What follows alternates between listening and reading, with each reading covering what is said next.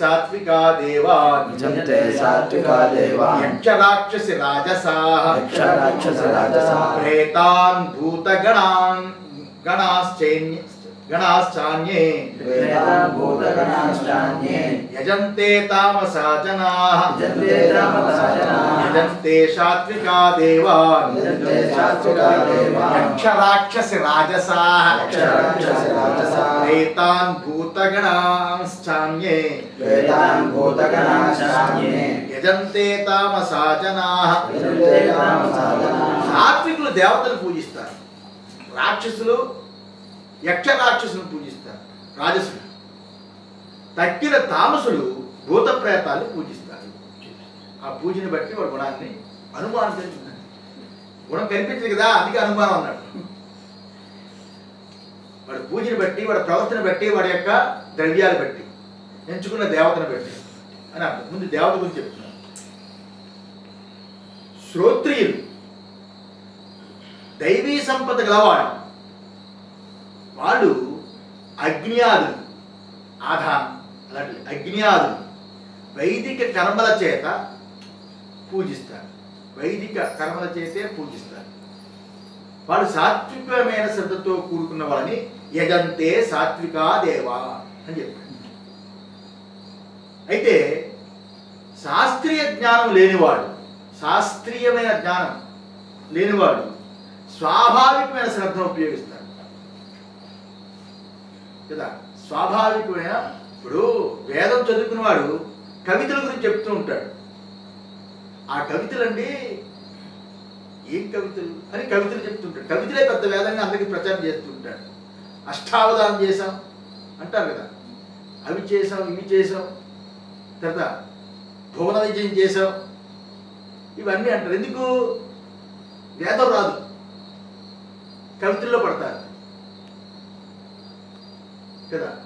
ఈ రకంగా లోకంలో ఏ రకంగా ఉంటారో, శుద్ధ శ్రోత్రియులు ఎవరైతే ఉంటారో వాడు సాత్వికమైన శ్రద్ధతో ఉంటారు, వైదిక శ్రద్ధతో ఉంటారు. ఇలా శాస్త్రీయ జ్ఞానం లేని వాడు స్వాభావికమైన శ్రద్ధ చేత వసు రుద్రాదుల్ని వాళ్ళు సాత్వికులు పూజిస్తారు. సాత్వికులు రెండు రకాలు. వైదిక దృష్టి ఉంటే అగ్నియాదులు పూజిస్తారు. ఇక్కడ వైదిక లేదనుకోండి, శాస్త్రీయ దృష్టి లేదనుకోండి, అలాంటి వాళ్ళకి స్వాభావికమైన శ్రద్ధ అంటే వాడు స్వాభావికంగా వాడు సాత్వికుడు కానీ వేదం తెలియదు. స్వాభావికంగా వాడు శాస్త్రం సాత్వికుడు కానీ వేదం తెలియదు. అలాంటి స్వాభావికమైన శ్రద్ధ చేత వసు రుద్ర ఆదిత్య వీళ్ళని సాత్వికులు పూజిస్తారు. వసు రుద్ర ఆదిత్య ఎక్కడ తెలుసా నీకు? పితృకర్మల్లో. ముగ్గురు రుద్ర స్వరూపులే. ముగ్గురు వసు ఆదిత్య రుద్ర ముగ్గురు. ఆదిత్యుడు కూడా ఏకాదశ రుద్రుల్లో ఒకడు. వసువు కూడా రుద్రాంశే. అందులో ఆర్థికాలు మాసికాలు పెడుతున్నామంటే రుద్రాంశకే పెడుతున్నాం. వైష్ణవులు శివుడు ముట్టుకోము, శివుడు చూడడం, రుద్రుడు అంటే పేరు చావం అంటారు కదా. పితృకర్మంలో వాళ్ళే అంతే కదా. వసు రుద్ర ఆదిత్య సాత్వికులు పూజిస్తారు. వారు సాత్వికులని తెలియాలి. వేదం తెలియ వాళ్ళు పూజించిన నమ్మక చమకాలతో వాటి అభిషేకం చేసి అవి చేసిన సాత్వికులని తెలియాలి. అంతే కదా. ఇక యక్ష రాక్షసి రక్షాంసి రాజసాః రాజసులు యక్షులని రాక్షసుల్ని పూజిస్తారు.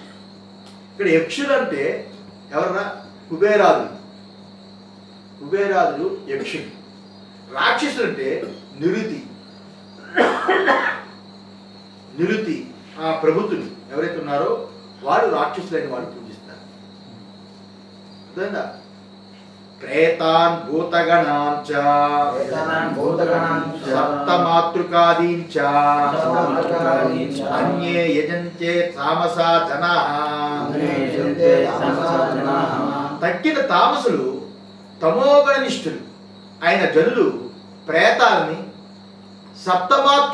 సప్తమాతృకాదుల్ని వాళ్ళని ఆ భూతమును పూజిస్తారు. భూతములు అంటే భూతములు అంటే ఏంటి? సప్తమాతృకాలు అని అర్థం. భూత సమూహం సప్తమాతృకాల్ని పూజిస్తారు. భూతం అంటే దెయ్యాలు కాదు. ఇక్కడ ప్రేతాన్ అన్నాడు కదా.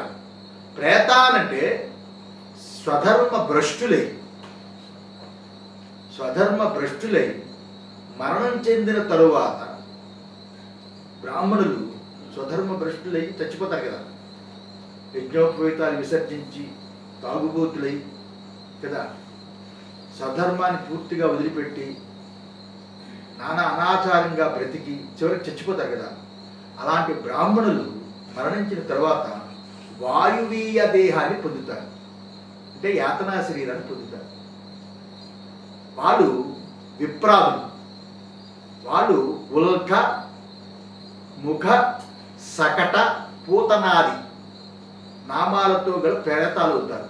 పూతన ఎక్కడ ఉన్నాం? కృష్ణుడి దగ్గర. ఇదంతా బ్రాహ్మణ జాతి స్వధర్మనిష్టని భ్రష్టులైన వాళ్ళు ఈ రకంగా ఉల్కాముఖ, సకట, పూతనాది నామాలతో కూడుకున్న ప్రేతాలు అవుతారు అని మనువు చేత చెప్పబడింది. భూతగణాంశ అన్నాడు కదా. భూతగణాంశ అంటే సప్తమాతృకాదులు అని అర్థం. బ్రాహ్మి, మాహేశ్వరి, లక్ష్మి, కుమారి, వైష్ణవి తథా వారాహి, చాముండి, గౌరీ. ఇవన్నీ సప్తమాతృకలు. ఇవన్నీ తామసిక దేవత.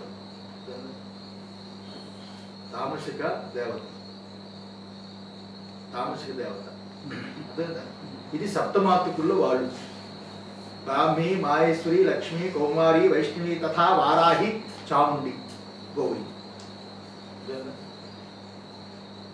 ఏవం కార్యతో నిర్లీతాః సత్వాదినిష్టాః శాస్త్రవిధి ఉత్సర్గే తత్ర కశ్చిత్ ఏవ సహస్రేషు దేవ పూజాది తత్పరః సత్వనిష్ఠో భవతి బాహుల్యేన తు రజోనిష్టాః తమోనిష్టాః చ ఏవ ప్రాణినో భవతి.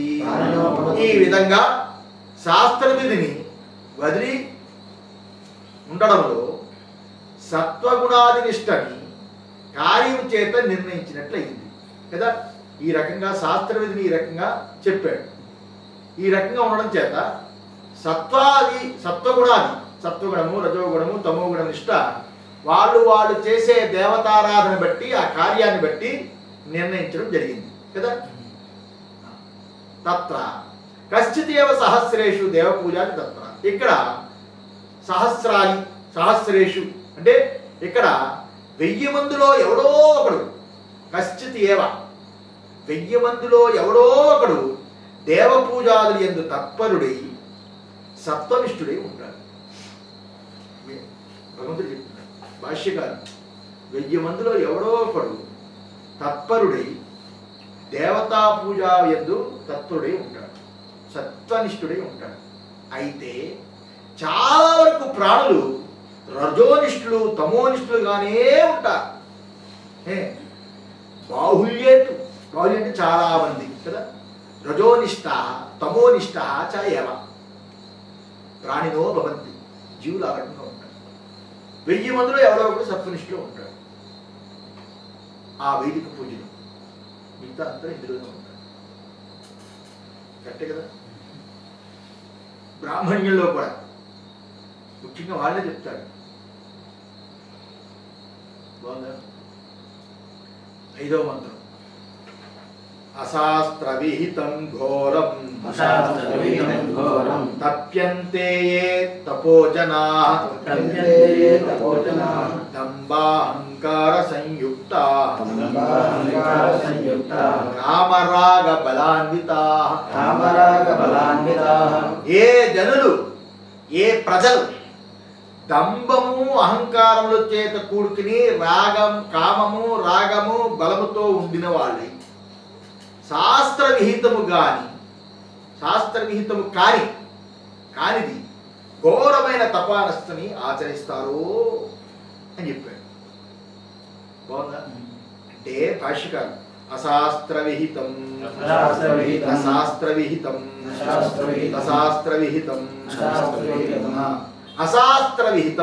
అంటే అశాస్త్ర విహితమైన అని అర్థం. ఏమిటి? నా శాస్త్ర విహితం అశాస్త్ర విహితం. శాస్త్రమందు విధించబడినది ఏదైతే ఉంటుందో ఆ శాస్త్రం విధించబడక ఉన్నది అంటే శాస్త్రం విధించింది కానిది ఏదైతే ఉందో అది అశాస్త్ర విహితం. ఘోరం పీడాకారం ప్రాణినాం ఆత్మనాః చ తపః తప్యంతే నిర్వర్తయంతి ఏ తపో జనాః.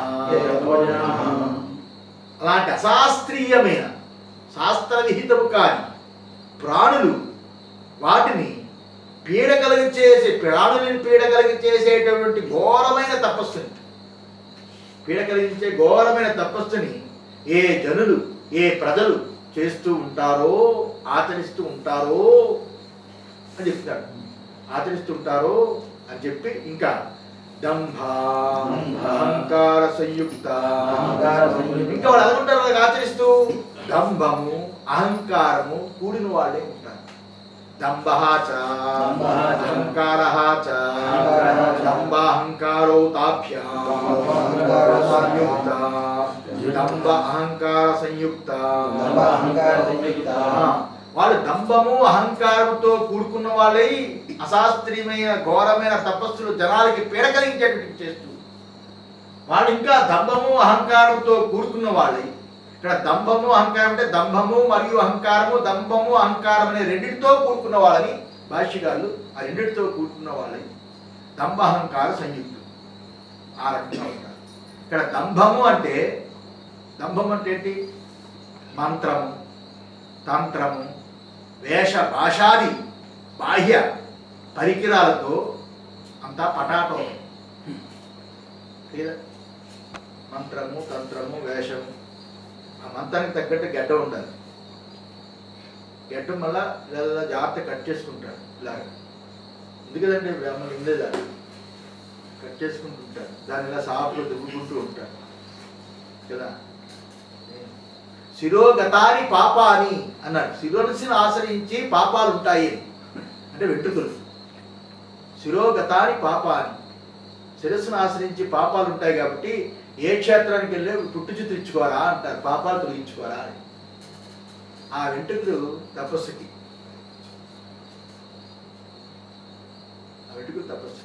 అలాగా భాష వేషాలు స్వర్ణ కంకణాలు కుండలాలు వాటితోటి ఆ భాష ఆ మంత్రం తంత్రం ఈ రకంగా బాహ్య పరికరాలతో పటాటోపంగా ఉంటారు.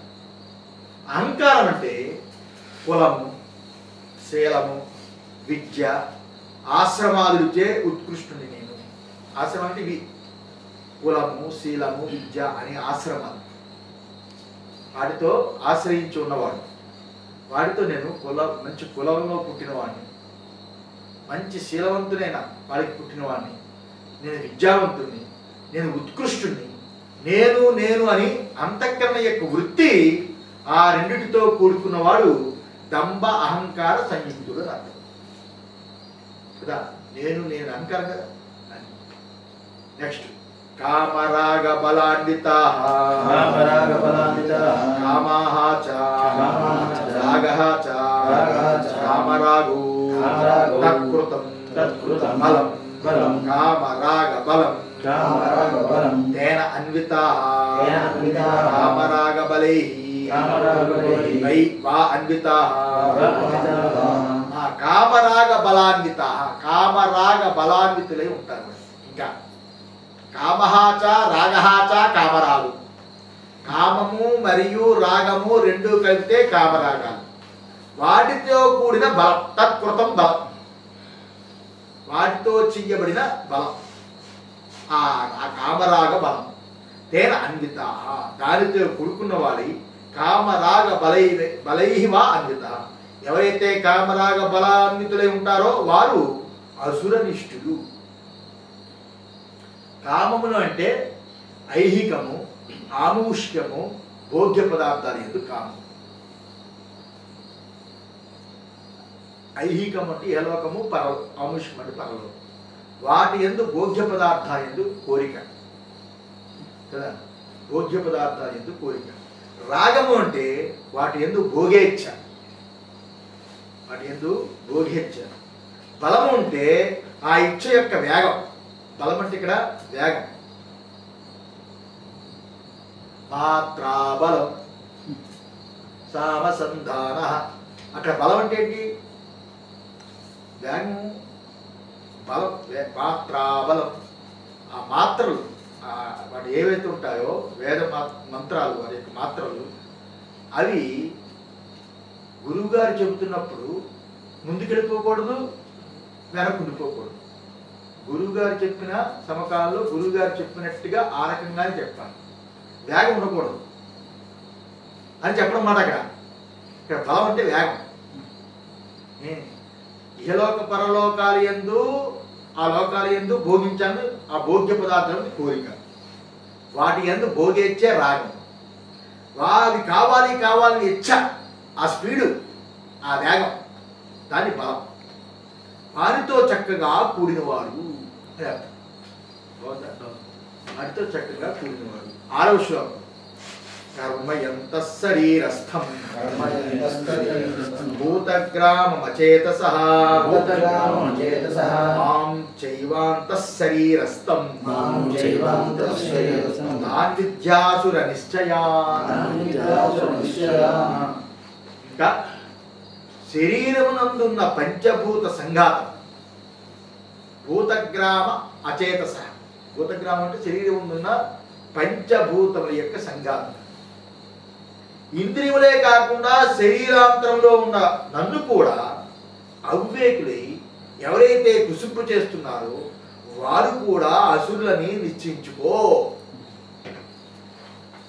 శరీరం పంచభూత సంఘాతం, ఆ సంఘాతాన్ని, ఇంద్రియాల్ని, వీటినే వాడు కుసింపు చేయకుండా ఆ శరీరము లోపట ఉన్న నన్ను కూడా అవివేకులై కుసింపు చేస్తున్నారే వాళ్ళు అసురులని తెలుసుకో అని భాష్యం. ఇదంతా సచ్చిదానంద స్వామి వారు పుస్తకం రాశారు. మనుధర్మ శాస్త్రానికి భగవద్గీతకి ఏమాత్రం డిఫరెన్స్ లేదని. భగవద్గీతలో చెప్పింది మనుధర్మ శాస్త్రంలో ఉంది, మనుధర్మ శాస్త్రంలో చెప్పింది భగవద్గీత. భగవద్గీత అంటే మనుధర్మ శాస్త్రం విన్నట్టే. చాలా అద్భుతంగా ఆ పుస్తకం ఆయన తయారు చేశారు.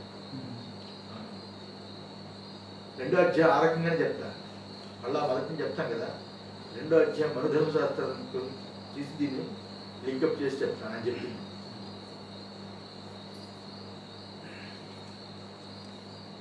కార్సయంతః వశీకుర్వంతః శరీరస్థం భూతగ్రామం కర్ణసముదాయం అచేతసః అవివేకినః మాం చ ఏవ తత్ కర్మ బుద్ధి సాక్షిభూతం అంతఃశరీరస్థం కర్షయంతో మద అనుశాసనకరణం ఏవ మత్కర్షణం కదా, మత్కర్షణం తాన్ విద్ధి అసుర నిశ్చయా. శరీరం యందున్న భూతగ్రామం అంటే పంచభూతముల యొక్క శరీరం, దానిలో ఉన్న ఆ భూతముల చేత, పంచభూతముల చేత తయారైన కరుణ సముదాయం, కరణ ఇంద్రియాల సముదాయం. భూతగ్రామం అంటే ఇంద్రియ సముదాయం అని అర్థం. ఇంద్రియ సముదాయాన్ని, ఇంద్రియాల యొక్క సముదాయాన్ని మరియు వాటి కర్మల్ని, వాటి కర్మలకి, ఇంద్రియ సముదాయాన్ని మరియు వాటి కర్మల్ని, కన్ను చూస్తుంది, చెవి వింటుంది కదా, ఇలాగ వాటి కర్మలకి మరియు బుద్ధికి సాక్షి అయి శరీరమున్న నారాయణైన నన్ను కర్షయంతః కృషింపచేస్తూ శరీరంలో ఉన్న నారాయణుడే నన్ను కృషింపచేస్తూ నా ఆజ్ఞానుసారం మత్ అనుశాసన కరణం ఏవ, నా ఆజ్ఞానుసారం చేయకుండా ఉండడమే నన్ను కృషింపచేయడు. నేనేదైతే చెబుతున్నానో నా ఆజ్ఞానుసారం చేయకుండా ఉండడమే నన్ను కృషింపచేయడు. అదేనా ఇంద్రియాలకి జ్ఞానేంద్రియాలకి అదే కర్మలకి బుద్ధికి అన్నిటికీ సాక్షిగా నేను లోపట ఉన్నాను. నేను ఆ లోపట ఉన్న సాక్షి స్వరూపమేడైన నారాయణుడిని నన్ను కుసింపచేస్తున్నాను. ఇక్కడ కుసింపచేయడం అంటే నా ఆజ్ఞానుసారం చేయకుండా ఉండడమే నన్ను కుసింపచేయడం.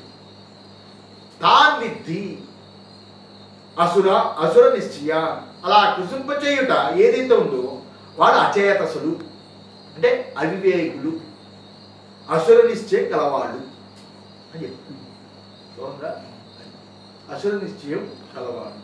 అసురో నిశ్చయో తేషాం తే అసుర నిశ్చయాః తాన్ పరిహరణార్థం విద్ధి ఇతోపదేశః.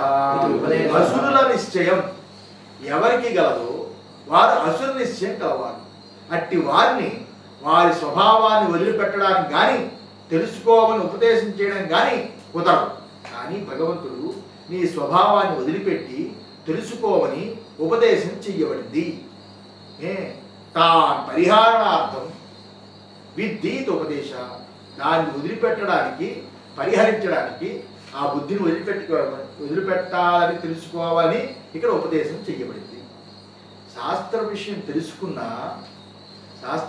తెలుసుకున్నా ఎవరు పూజలు శ్రద్ధతో చేస్తూ ఉంటారో వారికి శ్రద్ధకి అనుగుణంగా వారి నిష్ట అంటే వారి పూజ సాత్వికమా రాజసమా తామసమా అని వాటి యందు ఒకటే ఉంటుందని చెప్పడం కదా. ఆ గుణాన్ని బట్టి ఆ దేవత పూజ ఉంటుందని చెప్పారు. అయితే కొందరు శాస్త్రం యందు విధించకపోయినా కూడా చాలా క్రూరమైన ఉపాసనాదులు జనానికి చూపించడానికి అహంకారంతో కూడుకుని చేస్తూ ఉంటారు కదా. నిమ్మకాయలు పోయడం, అందులో కుంకుమ వేయడం, వాటిని అన్నింటినీ ఇది చేయడం, దానిలా పెండడం కదా. ఈ రకమైన శాస్త్రంలో చెప్పలేనివి కూడా ఎక్కడ ఆగమ శాస్త్రాల్లో వాటిలో చెప్పవు. కొబ్బరికాయలకి కుంకుమ రాయడం, తర్వాత దాన్ని ఏమంటారు గుమ్మడికాయలో చిన్న కన్నం పెట్టి అందులో కుంకుమ నీళ్ళు పోసి విరగొట్టడం, దాన్ని గోడలు కట్టించడం, చాలా దిగి చేస్తారు కదా. బలులు అని ఆగమంలో చెప్పింది, బలి ఎలాగే ఇవ్వాలో ఆగమంలో చెప్పింది. బలి అన్నం పిండం పెట్టాలి. దానికి ఎంత చేస్తారా హడావడి, యజమానికి ఇది రావాలని, వీడికి ఎంతో విషయం తెలిసరి యజమాని అనుకోవాలని వాడికి ఎక్కడ శాస్త్రంలో చెప్పబడదు. ఊరికినే ఇవన్నీ ఆర్భాటాలు పటాటోపం. మనం చెబితే అర్థం కాదు. వాళ్ళు చేస్తున్న మోసం బ్రాహ్మణులకి ఆ కుంకాలతో రక్త కన్నీరులా కనిపించే ఆ యొక్క నీళ్లలో కుంకుమ తడిపి నీళ్లు పోసి బద్దల కొట్టి ఆ కుంకుమ నీళ్లు తుడుతుంటే రక్తం తుడినట్టు, ఏదో మేకనో కోడినో కోసినట్టు ఇన్ని రకాల చండాలం చేస్తుంటారు కదా. అలాంటి వాటిని కొందరు శాస్త్రం యందు విధించకపోయినా కూడా చాలా క్రూరమైన ఉపవాసాలు చేస్తూ జనాలకు చూపించడానికి అహంకారాలతో కూడుకుని చేస్తూ ఉంటారు కదా. అహంకారంతో కూడుకుని చేస్తూ ఉంటారు. కొంతమంది పేలపిండి తింటూ ఉంటారు, కొంతమంది నీళ్ళలో కాఫీ టీలో కలుపుకొని ఈస్ట్ తాగుతూ ఉంటారు. ఇవి జనాలు చూపించడానికి. ఏం చెప్పాడు? అన్నం అనేది పరబ్రహ్మం ముందులో చెప్పాడు. అన్నాన్ని వదిలిపెట్టద్దని చెప్పాడు. అన్నం వదిలి నన్ను కృషింప చేయొద్దు, ఉపవాసాలతో కృషింప చేయొచ్చు అని దానికి కూడా 16 అధ్యాయాలు చెప్పాడు. అన్నం నా నింద్యాతని తైత్రీలో చెప్పాడు కదా. అన్నం నంద్యాత్ తద్వ్రతం పరిచక్షీత కదా, పరిచక్షీత అని చెప్పాడు కదా. ఇలాగా అన్నం గురించి చెప్పాడు. అన్నం అనేది పరబ్రహ్మ స్వరూపం. దానికి స్వాహాకారాలతో ప్రాణాయ స్వాహని స్వాహాకారాలతో నిత్యం దానికి ఇవ్వాలి. ప్రాణాన్ని తృప్తిపరచాలి, ప్రాణాన్ని హింసించకూడదు. ప్రాణం నీది కాదు. జీవుడి యొక్క పోషణ కోసం ప్రాణం వచ్చింది. ప్రాణం జీవుడు కాదు. అర్థమైందా? ప్రాణం జీవుడు కాదు. జీవుడు లోపల ఉన్నాడు కాబట్టి వాడిని ఉంచడానికి ప్రాణం వచ్చింది. ప్రాణం వాయువు.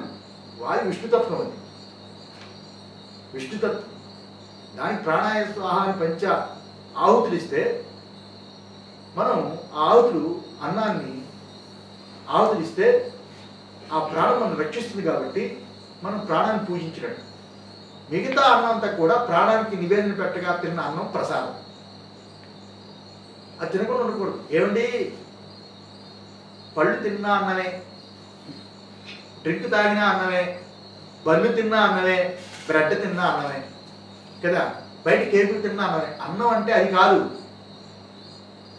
అన్నం అంటే ఏంటో శాస్త్రం చెప్తుంది. అన్నం అంటే ఏంటో చెప్పింది. భక్ష్య, భోజ్య, చోష్య, లేహ్య ఈ నాలుగుతో కూడుకొని పదార్థం ఉండాలి. అంటే పచ్చడి ఉండాలి, కూర ఉండాలి, పప్పు ఉండాలి, మజ్జిగ ఉండాలి, ఇవన్నీ ఉండాలి.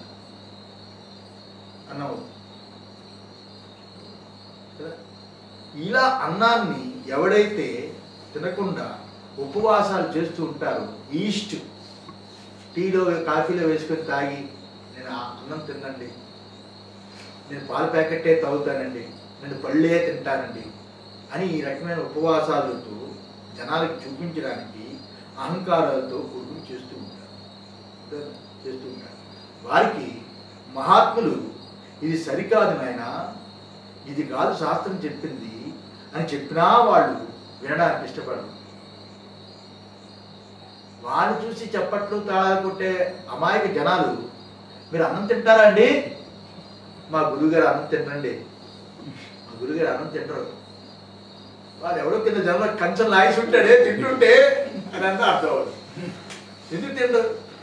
అదృష్టం లేదు, ఇష్టపడు. అందువల్ల ఇలా శాస్త్రం ముందు ఉపవాసాలు చెప్పడం అనేది నిజం, అందులో సందేహం లేదు. అయితే అలాంటి కఠినమైన తపస్సు అందరూ ఒకే విధంగా చెయ్యాలని బలత్కారంగా విధించలేదు. అందులో బలత్కారంగా విధించలేదు. ఉపవాసం అంటే ఏ రకంగా చెయ్యాలో శాస్త్రం చెప్పింది. అది కాదు ఉపవాసం. ఏమన్నా అది కాదు ఉపవాసం. అప్పుడప్పుడు ఉపవాసం చేయడం ఆరోగ్య శాస్త్ర దృష్టిలో మంచిదే కదా. అప్పుడప్పుడు ఉపవాసం ఉండాలి, ఆరోగ్యానికి మంచిదే. ఉపవాసం కన్నా అధికమైన తపస్సు లేదని వేదం చెప్పింది. ఉపవాసం కన్నా అధికమైన తపస్సు ఇంకొకటి, ప్రాయశ్చిత్తం కూడా ఇంకొకటి లేదని వేదం చెప్పింది. ఉపవాసం వల్ల అనేక పాపాలు నాశనం అవుతాయని వేదం చెప్పింది, స్మృతులు చెప్పాయి. మనిషి యొక్క పాపం అన్నాన్ని ఆశ్రయించి ఉంటుందని స్మృతి కూడా చెప్పింది. మనిషి యొక్క పాపం అన్నాన్ని ఆశ్రయించి ఉంటుందని స్మృతి చెప్పింది. ఇలా ఉండడం చేత ఉపవాసం వల్ల రెండు రకాల ప్రయోజనం ఉంటుంది. పాపం నశించుతుంది, అలాగే మనిషి యొక్క పాపం ఆశ్రయించి ఉన్నది పోతుంది. మనం చేసిన పాపం పోతుంది. మనం చేసిన పాపం ఉపవాసంలో పోతుంది. ఇతరుల అన్నం వారు చేసే పాపం ఆశ్రయించి ఉంటుంది కాబట్టి అది మళ్ళీ మళ్ళీ తగ్గుతుంది. రెండు రకాలు ప్రయోజనం ఉంది. అయితే మన ఉపవాసం వలన ఆకలితో ఉన్న మిగిలిన ప్రాణులకి ఎవరైతే ఉన్నారో, మనం ఉపవాసం చేస్తే మనం ఆకలితో ఉంటాం. మన ఆకలితో ఉన్న మిగిలిన ప్రాణులకి లాభం చేకూరుతుంది కదా. దానివల్ల నష్టమే లేదు. ఇక్కడ మన పాపం క్షీణిస్తూ ఉంటుంది. అయితే పాపపు శరీరం క్షీణిస్తూ మన శరీరానికి ఉత్తమ సంస్కారం కలుగుతుంది. ఇలా అనేక దృష్టిలతో శాస్త్రవిహితంగానే అప్పుడప్పుడు ఉపవాసం చేయడం ఇహ పర శ్రేయస్సుకి మంచిది.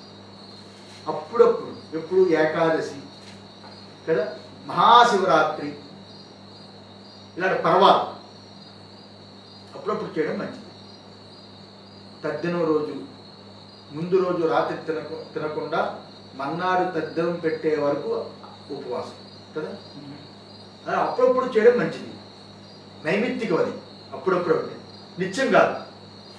అయితే శాస్త్రవిహితం కానిది అశాస్త్రీయమైనది ఘోరమైన ఉపవాసాది తపస్సులు, ఘోరం అన్నాడు కదా, ఉపవాసాది తపస్సులు చేస్తూ వాటిని దంభము అహంకారాలతో చూపించడం అనేది దానికి విరుద్ధమైన ఫలమే వస్తుంది. శాస్త్రవిహితం కాదు. తపస్సు చేస్తూ ఉపవాసాది తపస్సులు రోజు పెట్టించుకొని ఇలా చేస్తూ వాటికి దంభాహంకారాలతో చూపించడం అనేది దానికి విరుద్ధమైన ఫలమే వస్తుంది.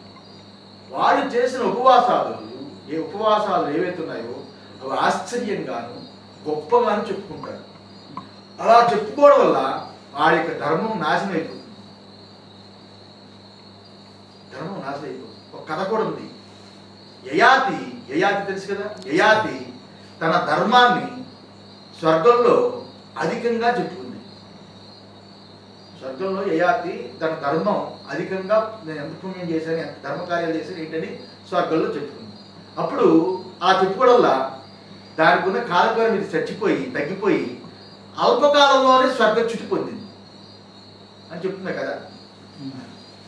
అల్పకాలం స్వర్గచ్యుతి అంటే మొత్తం అంతా కరిగిపోయింది ఆ పుణ్యం చెప్పుకోవడం చెప్పాడు. అది పురాణం. అలాగే రావణాదుడు తన తలని బలి ఇచ్చి ఘోరమైన తపస్సు చేశాడు కదా. తన తలను కూడా బలి ఇచ్చి ఘోరమైన తపస్సు చేశాడు. రక్తంతో తడిచిన రావణాదుడు కూడా అలా చేశాడు కదా. తపస్సు, ఘోరమైన తపస్సు అంటే చెప్తున్నా. రక్తంతో తడిచిన అక్షతల చేత పూజ చేసే ఘోరమైన తపస్సు కూడా కొందరు చేస్తారు. మీకు తెలుసా? క్షుద్ర పూజలు చేసినప్పుడు రక్తంతో తడిపిన అక్షతలు చేస్తారు. జగన్నాథరావు గారు తెలుస్తుంది. రక్తంతో తడిచిన అక్షతులతో కొందరు చేస్తారు. ఇలా కామరాగాదులు కూడుకొని ఇలాంటి తపస్సు చేసేవాళ్ళు స్వాభావికంగానే రాజస తామసులై ఉంటారు. ఇలాంటి కామము, రాగము, భయము ఇత్యాది ఏ కారణం చేతనైనా కానీ ఇలాంటి అశాస్త్రీయమైన ఘోరమైన తపస్సులు కానీ అవుతాయి. ఇవన్నీ వైదిక తపస్సులు కాదు, అవైదిక తపస్సులు, అవైదిక మతం. ఉప్పు కారాలు మంటల్లో వేయడం, భగళాముఖి అనడం, ప్రత్యేక. ఈ రోజుల్లో ఎవ్వరికీ తెలియని దేవత ఎవరిని మనం ఇంట్రొడ్యూస్ చేద్దాం. మీడియాలో యాడ్ 6 గంటల స్లాడ్ అని అంటారు. అది ఎవరికి ఏం చేద్దాం అని ఒక ఆమ్నాయ మందారమో ఏదో ఒక గ్రంథాన్ని చూస్తారు. అందులో ఎవరికీ తెలియనిది ఈ మధ్యకాలంలో మనం ఇంట్రొడ్యూస్ చేయవలసింది ప్రత్యంగరాలు ఎవరు ఇంట్రొడ్యూస్ చేశారు. తర్వాత భగళాముఖి అన్నాడు ఇంకోడు కార్తవీర్యార్జుడు 1000 చేతులు ఉంటాయి కదా, అన్ని చేతులతో అలా కనిపిస్తే బాగుంటుంది వాడు. ఇలా ఇవన్నీ తామస రూపమైన దేవతలు ఎంచుకోవడం. సప్తమాతృకులే బ్రాహ్మీ మహేశ్వరి అంటుంటే వారాహి. మంత్రశాస్త్రంలో ఇవన్నీ చెప్పకూడదు. మంత్రశాస్త్రంలో వారాహిని ఏ రకంగా ఆరాధించాలి, ఏ రకంగా నివేదన చేయాలని మంత్రశాస్త్రంలో ఉంది. ప్రత్యంగన వాటిని కూడా మంత్రశాస్త్రంలో ఉంది. అవి గుప్తం. ఆ పదార్థాలు, ఆ వ్యక్తి యొక్క పూజలు, వ్యక్తుల యొక్క పూజలు అవన్నీ కూడా గుప్తం. అవి తామసులు చేసేవి. దాన్ని బహిర్గతం చేసి ప్రజలందరినీ తామసులు చేసి కామరాగ అన్వితుడై ఈ రకంగా క్షుద్ర పూజలు, ఉప్పు కారం మిరపకాయలు, కట్టెలో నిప్పు కాలుతుంటే ఏం కోరుతుందిరా? ఆవు నెయ్యి కోరుతుంది. కనీసం గేదె నెయ్యి వేసినా మంట పర్వాలేదు. అందులో ఉప్పు కారాలు వేస్తే చిటపట అంటుందా అంటే దాని చిరాకే కదా. అగ్నిలో ఉప్పు కారాలు లేకుండా అగ్ని ఆజ్యం సమర్పయామి, అది పోయింది. ఈ రకమైన. ఇంకొకడు మా బాబా గారికి అమృతాంజనం తలనొప్పి వచ్చింది, అమృతాంజనం హోమం. తెలుసో తెలీదు. అమృతాంజనం హోమం చేసాడు వాడు. హోమంలో అమృతాంజనం. మా బాబా గారికి తలనొప్పి వచ్చింది, నాకు ఇప్పుడే తెలిసిందని. ఇంకోటి అన్నం అలా పడేయడమే. పులిసన్నం దోశలతో తీసి వేసిడు కదా, పులుసు కలిపిన అన్నం, పప్పు అన్నం, అదొక దానికి బ్రాహ్మలో డబ్బులు కమ్ముడిపోతారు కదా, మంత్రాలు వాళ్ళు చెప్తూ ఉంటే వీడు ఏరుతూ ఉంటాడు. ఒక స్వామి ఆడొక దేయరే. ఇప్పుడు టీవీలో ఎక్కడ చూసినా ఉప్పు కారాలు మిరపకాయలు అవమాలే. అక్కడి నుంచే రాష్ట్రం విడిపోవడం మొదలైంది. ఈ రకంగా కామరాగాలతో కూర్చుని ఇలాంటి తపస్సు చేసేవాళ్ళు స్వభావంగానే రాజస తామసులై ఉంటారు. కామము, రాగము, భయము ఇత్యాది ఏ కారణం చేతనైనా కానీ ఇలాంటి అశాస్త్రీయమైన ఘోర తపస్సులుగానే అవుతాయి. ఇవి ఘోర తపస్సులుగానే అవుతాయి. ఈ విధమైన తపస్సులు సత్ఫలితాన్ని ఇవ్వకుండా దుష్ఫలితాన్ని ఇస్తాయి. శరీరంలో కొన్ని సూక్ష్మ ప్రాణులు ఉంటాయి కదా, శరీరంలో కొన్ని సూక్ష్మ ప్రాణులు ఉంటాయి ప్రతి శరీరంలో. ఆ సూక్ష్మ ప్రాణులు లేకపోతే మనిషికి రోగాలు వస్తాయి. ఆ సూక్ష్మ ప్రాణులు ఉండాలి. అవే యాంటీబయాటిక్. కొత్తగా టాబ్లెట్ వేయక్కర్లేదు. ఎక్కువ యాంటీబయాటిక్ వాడితే ఆ సూక్ష్మక్రియలు చచ్చిపోతాయి. అప్పుడు శరీరం ఇంకో రోగం వస్తుంది. లోపల సూక్ష్మక్రిములు ఉంటాయి కదా, అవి మన ఆరోగ్యానికి చాలా అవసరం. స్వేచ్ఛ వల్ల చేసే ఘోరమైన ఉపాసాల చేత ఆ ప్రాణులు మన కరణ సమూహాన్ని, ఇంద్రియ సమూహాన్ని శక్తిహీనం చేస్తాయి. అంతేకాదు వారు ఇటువంటి ఉపవాసం చేత పరమాత్మను కూడా కుసింపజేస్తారు. లోపల సూక్ష్మక్రియలు కాదు, వాళ్ళు కూడా భూతాలు, ప్రాణులు. లోపల ఉన్న ప్రాణులు నివసిస్తాం. నువ్వు తింటున్నావు అని కూడా పొరపాటు. నీలో ఎన్నో జీవులు ఉన్నాయి. అన్ని జీవుల్ని కుసింపజేస్తున్నావు. అంతేకాకుండా నిన్ను బ్రతికిస్తూ నీ ఆలోచనకి తందానా తానా పలుకుతున్న జీవుణ్ణి కదా, దానికి సాక్షిగా ఉన్న ఆ పరమాత్మని వాణ్ణి